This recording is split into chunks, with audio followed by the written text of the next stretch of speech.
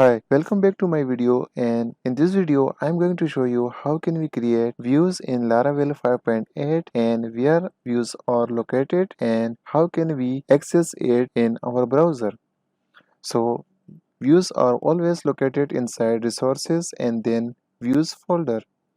So let's create a new file. Now, I'm gonna just copy it from welcome.blade.php and save it as student.list and then blade.php. Blade is template engine which is using by Laravel framework, and that's all. So we have student list.blade.php, and how can we access this file in our browser? So I'm gonna add one span here, and now let's move to route file to access this student-blade.php. So in the web.php we need to make a route, and we have a route with get type, and here we are going to add a callback function which will return the view whenever someone accesses this student-list URL. So here we are going to use Laravel view function which will load the view for this callback function. And in the view function we need to pass the string, and that string is actually the name of the file which we created inside views folder.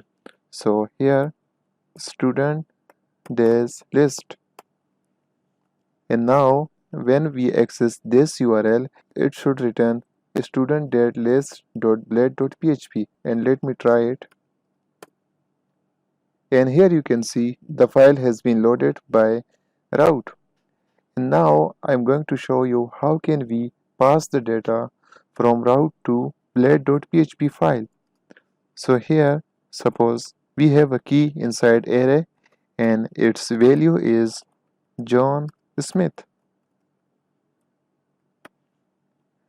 and we are going to access this key of this array, and here we can access the value of the array which has been passed into student-list.blade.php through routes.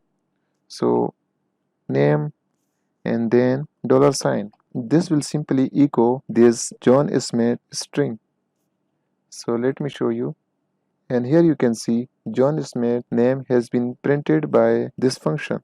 Same as you can pass the array into student-list.blade.php. So let me show you. Suppose we have students. In the student array we have 4 students, and this array we are going to pass into student-list.blade.php. And now I just need to copy from here and paste into here, and this should be students. And here if you access like this it will return an error because this student variable type is array, so you cannot just echo it. So you need this dd function which is dump and die, and now we should have response in black screen. And here you can see we have array which has 4 students. I hope you like it, and thank you so much for watching it. Please like, share and comment on this video, and thanks once again for watching it. Thank you so much for watching this video, and please don't forget to subscribe my channel for more videos. So please click on subscribe button.